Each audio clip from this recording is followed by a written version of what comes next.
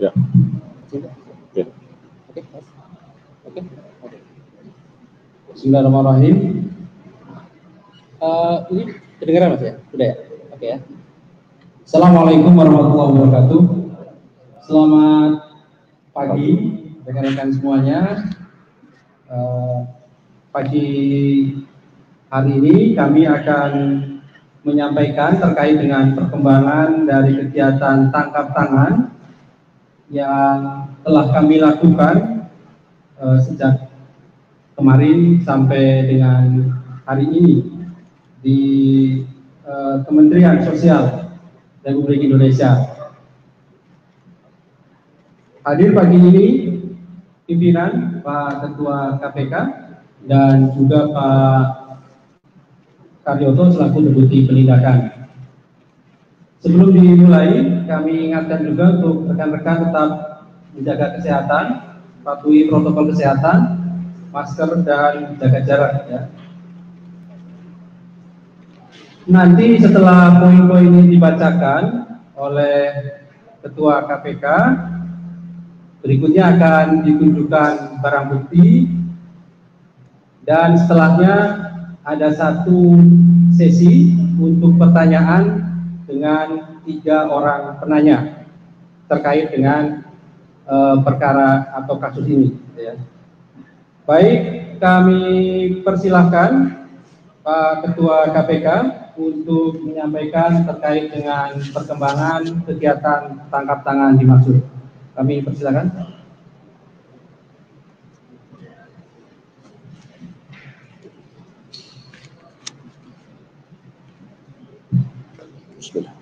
Assalamualaikum warahmatullahi wabarakatuh. Selamat pagi, salam sejahtera untuk kita sekalian. Indonesia sehat, Indonesia hebat, dan Indonesia kuat. Bebas dari korupsi. Rekan-rekan yang saya hormati, seluruh warga negara Kesatuan Republik Indonesia yang saya hormati, dan para pecinta pemberantasan korupsi yang saya cintai dan saya banggakan. Pagi hari ini kami akan menyampaikan terkait dengan kegiatan tangkap tangan dalam perkara tindak pidana korupsi berupa penerimaan hadiah atau janji oleh penyelenggara negara atau yang mewakilinya yang terjadi di Kementerian Sosial Republik Indonesia dalam hal bantuan sosial untuk wilayah Jabodetabek tahun 2020. Pertama-tama tentu kami menyampaikan apresiasi dan penghargaan kepada seluruh rekan-rekan insan KPK dan seluruh masyarakat serta publik dan tidak lepas dari dukungan rekan-rekan media. Pada pagi hari ini perkenankan kami untuk menyampaikan beberapa hal terkait dengan kegiatan tangkap tangan tersebut. Kami akan menyampaikan informasi terkait dengan kegiatan tangkap tangan dugaan tindak pidana korupsi berupa penerimaan hadiah atau janji oleh penyelenggara negara atau yang mewakilinya di Kementerian Sosial Republik Indonesia dalam hal pemberian bantuan sosial untuk wilayah Jabodetabek tahun 2020. KPK sejak awal terjadinya pandemi COVID-19 telah melakukan berbagai upaya untuk melakukan pemberantasan korupsi dan upaya-upaya pencegahan terjadinya korupsi di dalam rangka penanganan COVID-19 dan tentu juga dalam rangka pemulihan ekonomi nasional. Tidak sedikit apa yang sudah dilakukan oleh KPK, diantaranya KPK telah menerbitkan beberapa surat edaran dalam rangka pencegahan untuk tidak terjadinya korupsi. Yang pertama adalah surat edaran KPK nomor 8 tahun 2020, tanggal 2 April 2020, tentang penggunaan anggaran dalam rangka pelaksanaan pengadaan barang jasa dalam rangka percepatan penanganan COVID-19, khususnya pengadaan barang dan jasa termasuk juga bantuan sosial. Yang kedua, KPK sudah juga mengeluarkan surat edaran nomor 11 tahun 2020, tanggal 21 April 2020, tentang penggunaan anggaran pelaksanaan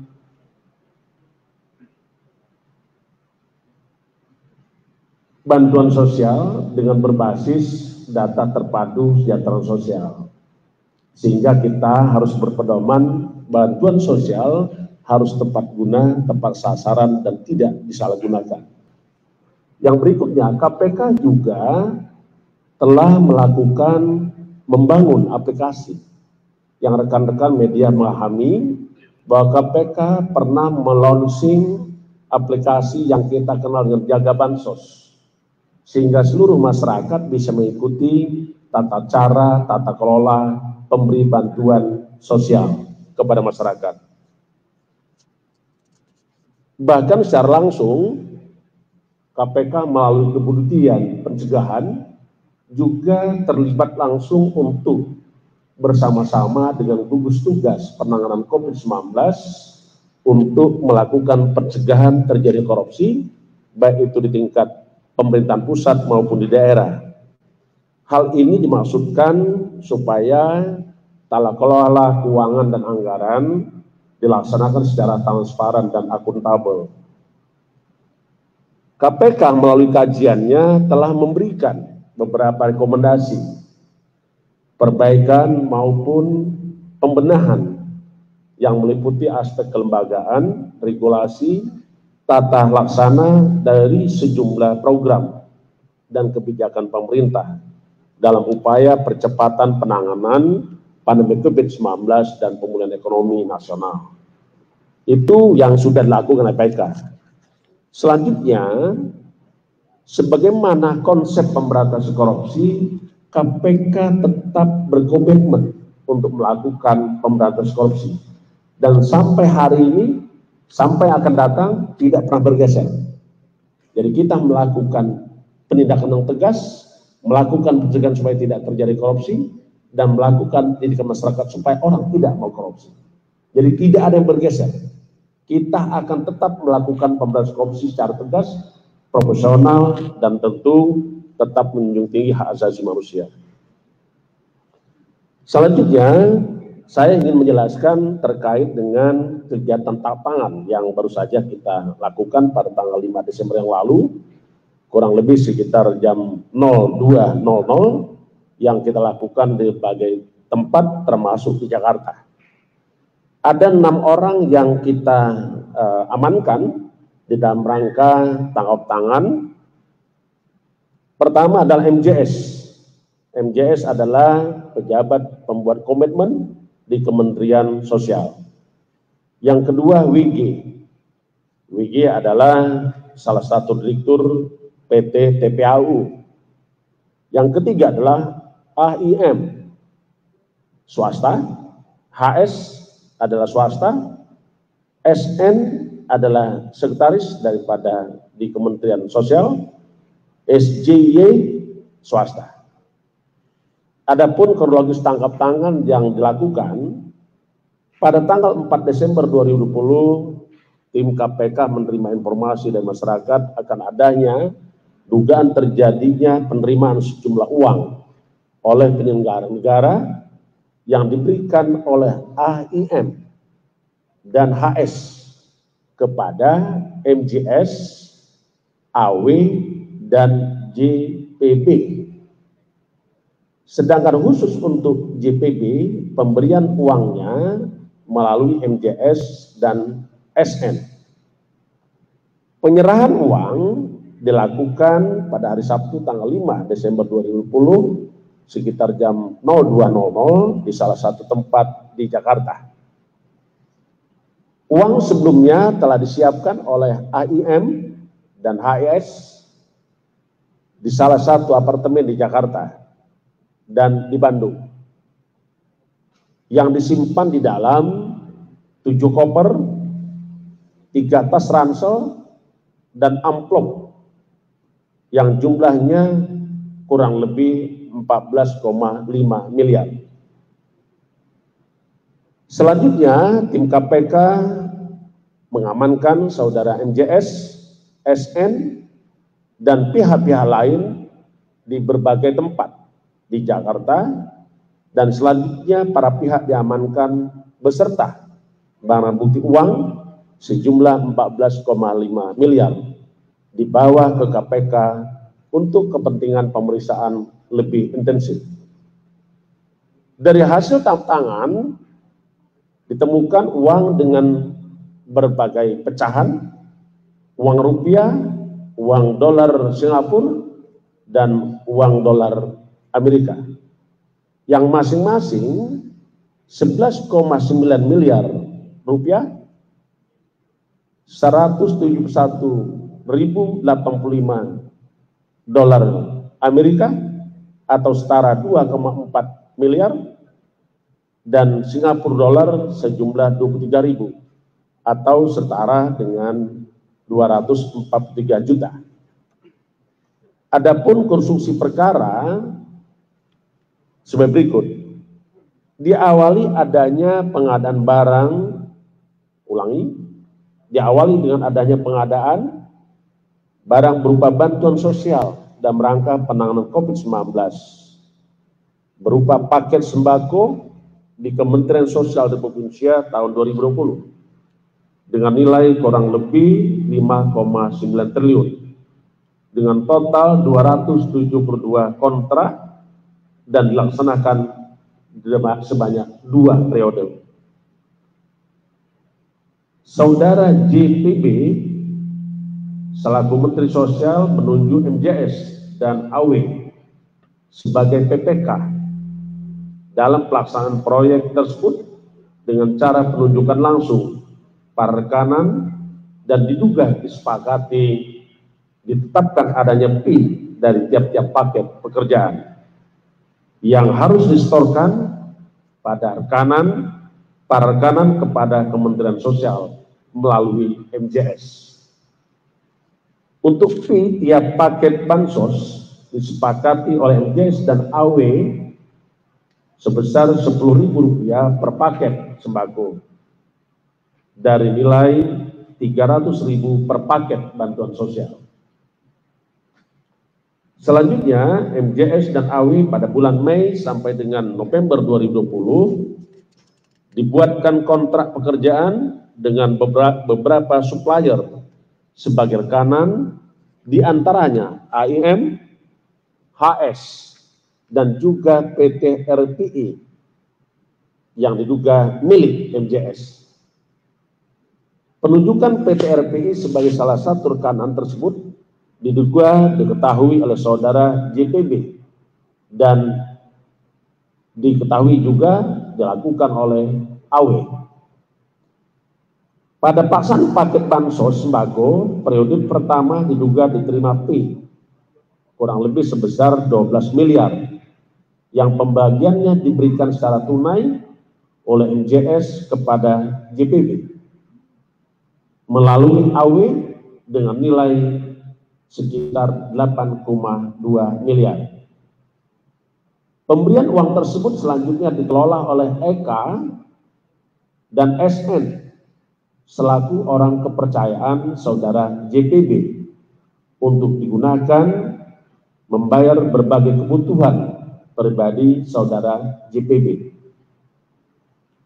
Untuk periode kedua, pelaksanaan paket bansos sembako terkumpul uang fee dari bulan Oktober 2020 sampai dengan Desember 2020 sejumlah 8,8 miliar yang juga diduga dipergunakan untuk keperluan saudara JPB. Berdasarkan hasil pemeriksaan saksi dan bukti yang dikumpulkan oleh KPK, maka KPK menetapkan 5 orang tersangka. Yang pertama sebagai pemberi yaitu, sebagai penerima yaitu saudara JPB. 2, saudara MJS, dan 3 adalah saudara AW. Sementara sebagai pemberi adalah AIM dan HS. Para tersangka berdasarkan Undang-Undang Nomor 19/1999, para tersangka sebagai penerima MJS dan AW disangkakan melanggar pasal 12 huruf A dan pasal 12 huruf B dan pasal 11 dan pasal 12 huruf I Undang-Undang 31/1999 tentang pemberantasan tindak pidana korupsi sebagaimana telah diubah dengan Undang-Undang Nomor 20 Tahun 2001 tentang perubahan atas Undang-Undang 3199 tentang pemberantasan tindak pidana korupsi, contoh pasal 55 ayat 1 ke 1 KUHP. JPB disangkakan melanggar pasal 12 huruf A atau pasal 12 huruf B atau pasal 11 Undang-Undang 31 1999 tentang pemberantasan tindak pidana korupsi, sebagaimana telah diubah dengan Undang-Undang Nomor 20 Tahun 2020 atas perubahan Undang-Undang 31 1999 tentang pemberantasan tindak pidana korupsi, contoh pasal 55 ayat 1 ke 1 KUHP. Sebagai pemberi, saudara AIM dan HS disangkakan melanggar pasal 5 ayat 1 huruf A dan pasal 5 ayat 1 huruf B atau pasal 13 Undang-Undang 31 tahun 1999 tentang pemberantasan tindak pidana korupsi, sebagaimana telah diubah dengan Undang-Undang Nomor 20 Tahun 2001 tentang perubahan atas Undang-Undang 31 Tahun 1999 tentang pemberantasan tindak pidana korupsi. Para tersangka kita lakukan penahanan. Saat ini dilakukan penahanan di rutan Rumah Tahanan Negara selama 20 hari. Pertama terhitung sejak tanggal 5 Desember 2020 sampai 24 Desember 2020. Pertama, saudara MJS ditahan di rutan KPK cabang Gedung Merah Putih. Kedua, saudara AIM ditahan di rutan KPK cabang Pomdam Jaya Guntur. Yang ketiga, saudara HS ditahan di rutan KPK Kapling C1. KPK terus berusaha sampai detik-detik ini melakukan pencarian terhadap para tersangka yang belum kita berada di KPK. Karenanya KPK memerintahkan kepada kita semua untuk segera kita lakukan pencarian terhadap para tersangka. Dan kami himbau, kami minta kepada para tersangka, saudara JPB dan saudara AW untuk kooperatif dan segera mungkin menyerahkan diri kepada KPK. Karena KPK akan terus mengejar sampai saudara-saudara tersebut tertangkap. KPK selalu mengingatkan kepada para pihak untuk tidak melakukan korupsi, apalagi di masa pandemi COVID-19. Namun, KPK juga tidak akan pernah berhenti untuk melakukan tindakan tegas kepada para pelaku korupsi. Apalagi di saat ini adalah kondisi pandemi COVID-19. KPK juga mengajak segenap pihak untuk bersama-sama mengatasi pandemi COVID-19 dengan mendepankan kerja-kerja yang menerapkan prinsip-prinsip good governance demi kesejahteraan masyarakat dan demi keselamatan kita semua. Saya kira itu yang ingin kami sampaikan kepada rekan-rekan. Terima kasih. Saya akhiri. Wassalamualaikum warahmatullahi wabarakatuh. Terima kasih Pak Ketua yang telah menyampaikan beberapa poin, di mana berdasarkan bukti permulaan cukup, KPK telah menetapkan 5 orang sebagai tersangka.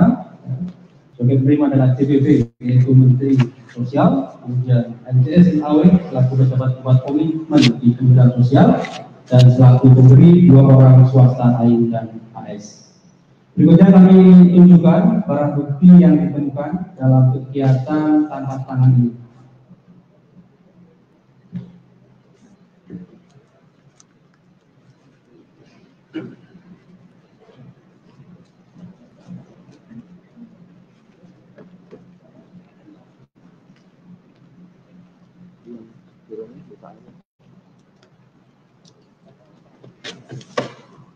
Yang atas soalnya kan? Yang atas sampai kan? Ya, silakan. Enggak apa. Kalau tutup kita berdiri. Dulu ya, pasal dulu ya.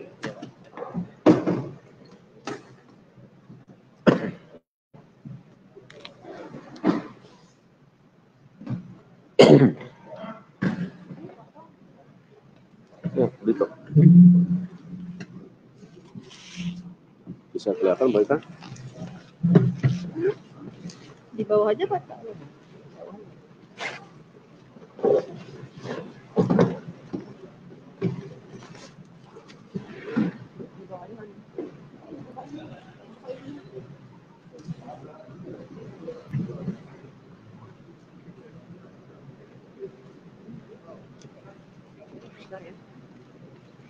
Dibuka saja itu, Mas.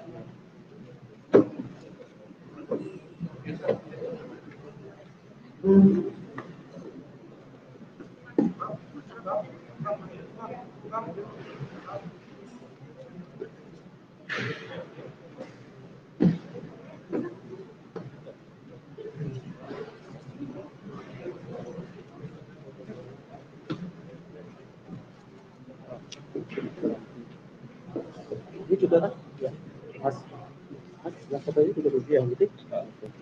Itu hasil dari, ya, sudah ya, itu ya.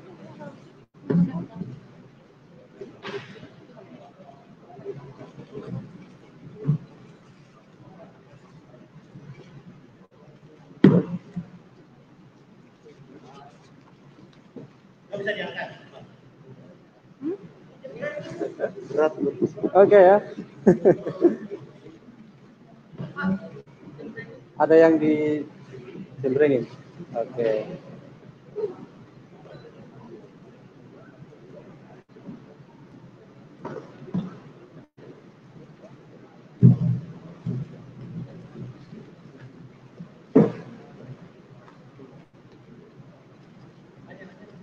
Dulu, selesaikan dulu.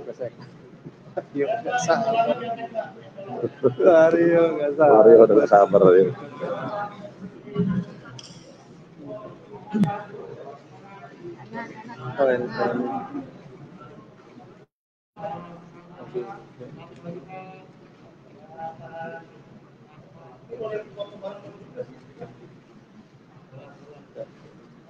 Oke, sudah ya. Terima kasih.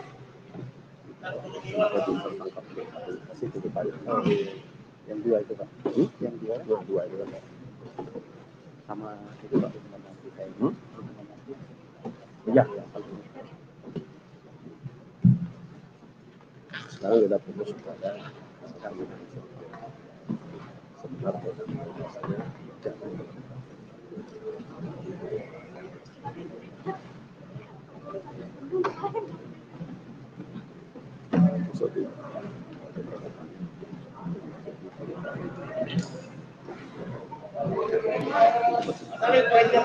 oh, sorry. Oke.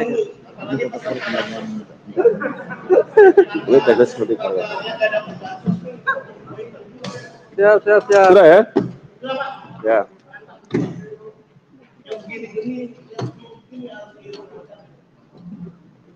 Ya, udah. Oke, tanya jawab Mas Alif. Iya, sahabat. Mario. Namanya Mario.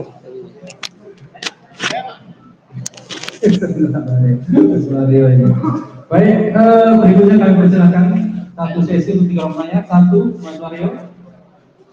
Oke. Sebelah sini 2, yang di tengah 1, 3 ya. Silakan Mas Mario. Kawan. Ya, selamat malam. Terima kasih. Saya Mario dari yang saya mau tanyakan pertama, bahwa program bansos ini kita tahu dimulai sejak lalu dan kemudian Presiden memprogramkan serius soal bansos ini. Pertanyaan saya, apakah memang KPK sudah mengidentifikasi sejak awal bahwa sebelumnya KPK dalam kajiannya sudah menelisik adanya dugaan rawan korupsi terkait penyaluran bansos, bahkan KPK rutin memberikan himbauan secara teknis dan terlibat dalam menempatkan satgas dalam penyaluran bansos bantuan ini. Nah, kemudian apakah memang KPK sudah mengidentifikasi bahwa indikasi korupsi itu telah muncul sejak awal program dan pelaksanaannya. Terus kemudian bagaimana dengan juga korupsi penyaluran bantuan-bantuan lain ini justru akan sama rentannya, rawannya, seperti misalkan bantuan kepada tenaga kerja, terus kemudian bantuan yang lain-lain, program kolektif UKM itu sangat rentan untuk dilakukan hal yang sama seperti ini. Apakah KPK sudah meneliti sejauh ini? Kemudian pertanyaan kedua dari saya, itu duit sebanyak itu disita dari mana? Dari kantor uang kerja menteri atau dari rumahnya siapa ini? Nah kemudian pertanyaan saya ketiga, apakah KPK sudah mengkaji akan menggunakan pasal 2 ayat 2 khususnya soal ancaman tindakan hukuman mati bagi para pelaku yang melakukan korupsi saat bencana nasional terjadi? Ini bukan lagi bencana nasional, bahkan sudah menjadi bencana global, bencana internasional dalam hal pandemi COVID ini. Sebelumnya saya sudah menanyakan ini ke KPK kemarin, siap mengkaji, bahkan jauh-jauh hari saya sudah mempertanyakan terkait soal kasus spam PUPR. Itu jelas bahwa terjadi salah satu satkernya itu di Palu dan bencana terjadi di Banten saat aerob dan semi tsunami itu. Satkernya itu betul-betul memang mereka di sana. Artinya bahwa betul rakyat membutuhkan air bersih yang disuruh bom. Ini kan gak main-main. Terus kemudian pertanyaan keempat dari saya, dalam OTT itu saya sebut dari pantauan saya itu sempat diamankan 2 remaja wanita cantik. Ini siapa? Apakah memang ini orang-orang di belakang ini sempat karaokean atau apa? Itu harus transparan juga. Artinya memang kalau ada keterlibatan ke arah sana, KPK harus berani. Dalam sejarah KPK belum pernah menangkap adanya gratifikasi seks. Dan selalu saya tanyakan ketika kasus mantan presiden PKS, siapa itu namanya lupa, tapi yang jelas melibatkan Ahmad Fatoma itu tertangkap dalam keadaan dia lagi melakukan cipika-cipiki gitu loh. Kenapa KPK tidak pernah berani atau bahkan tabu menetapkan hal ini? Tidak jauh dari hal-hal seperti itu. Dari sejarah KPK berdiri belum pernah dilakukan. Oke, TSK korporasi sudah pengajuan, ya kan? TSK yang lain-lain, TPPU sudah pengajuan dari KPK berdiri. Yang ini, bagaimana KPK sudah berani memulai di era Pak Firly ini melakukan hal yang spektakuler, misalkan kalau memang mereka terlibat gratifikasi seks eksekusi, kenakan pasal-pasal itu. Terima kasih. Pak, pertanyaan saja. Terima kasih Mas Mario. Yang kedua, silakan. Yang kedua tadi sebelah kanan saya. Ya. Pakai aja jangan. Selamat pagi Pak Firly. Selamat pagi. Ya. Apakah bantuan pemerintah yang lain itu akan bisa mengingatkan persoalan di Kementerian Sosial itu soal data penerima ya. Nah, KPK sempat mengumumkan kalau data yang tidak tepat itu berpotensi membocorkan keuangan negara. Ya. Dan yang kedua Pak, apakah para tersangka ini mungkin ke depannya akan dikenakan pasal kerugian negara? Pasal 2 seperti saya. Baik, terima kasih Mas Rian. Terakhir di sebelah sini tadi. Ya, silakan Mas. Oke. Ya. Ingin bertanya mengenai pernyataan Pak Firly juga terkait adanya korupsi di masa pandemi ini, yang dimana tadinya hukumannya ke 1 hukuman lagi. Dikatakan beberapa sakit. Ingat juga salah satu tersangkanya adalah sosial. Ya. Baik, terima kasih Mas Rian. Ada 3 pertanyaan, Mas Mario, Mas Rian, dan Mas Rian. Terima kasih.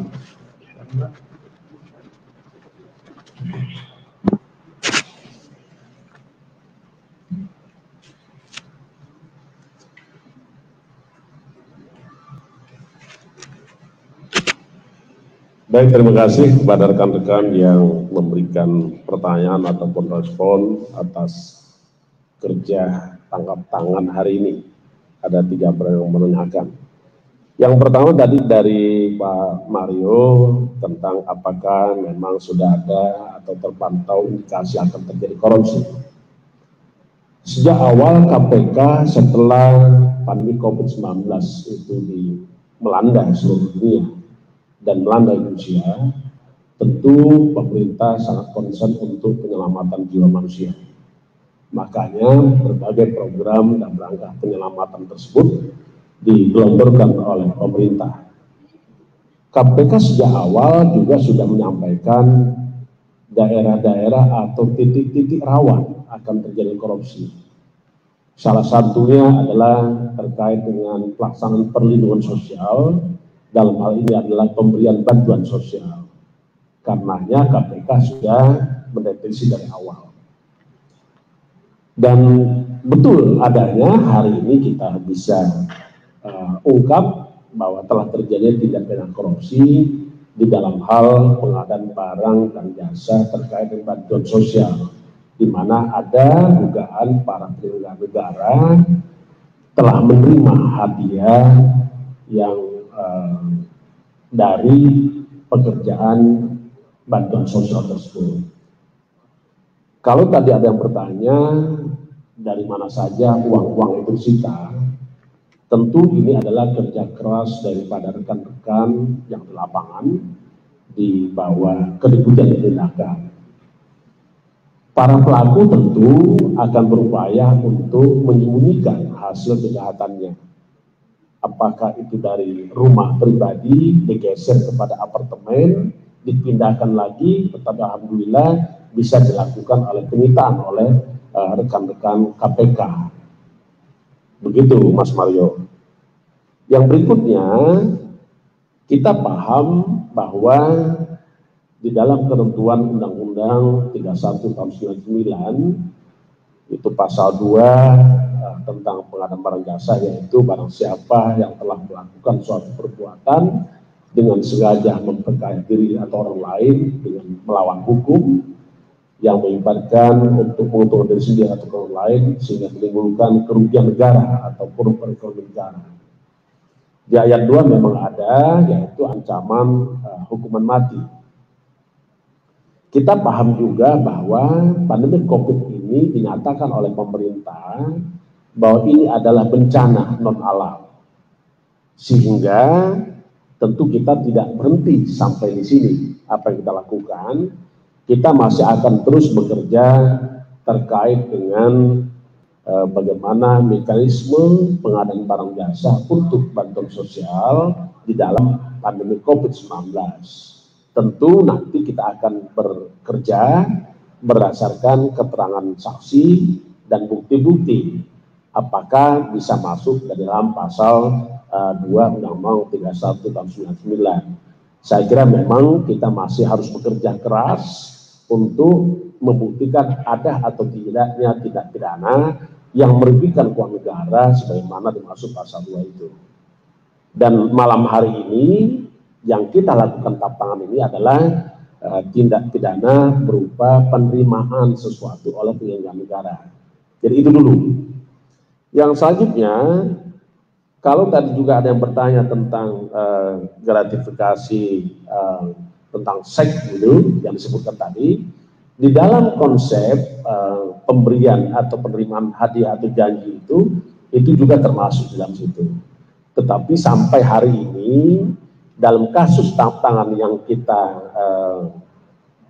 kerjakan hari ini tidak masuk dalam ranah itu. Kalaupun ada para pihak yang kita amankan, tentu adalah keterkaitan dengan saksi. Jadi begitu.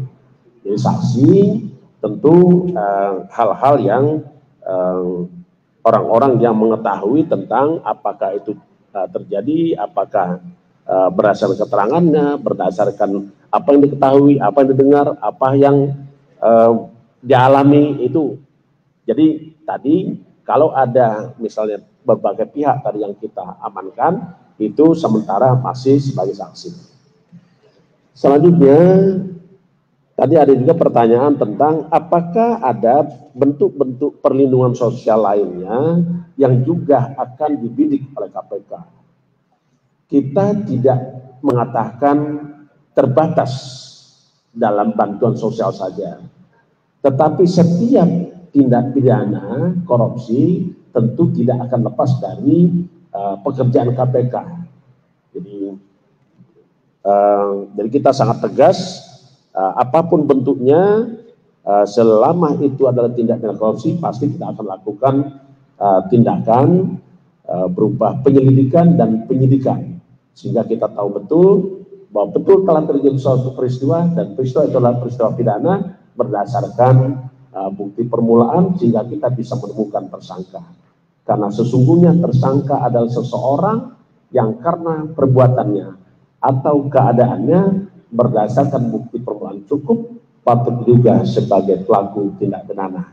Itu konsepnya. Jadi kita akan terus bekerja karena tujuan pemberantasan korupsi ada 3. 1, kita ingin mencegah kerugian negara.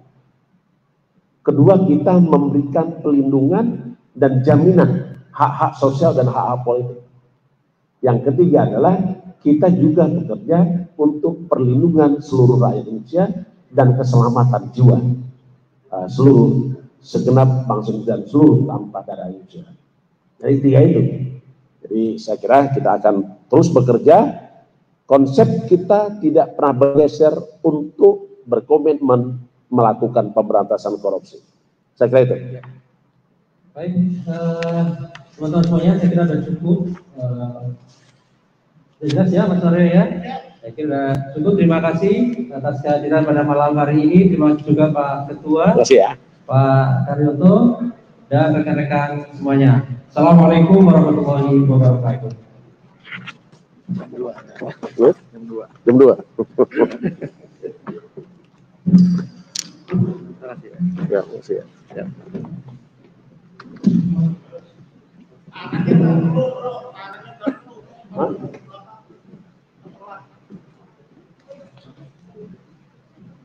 Ya, terima kasih ya semuanya.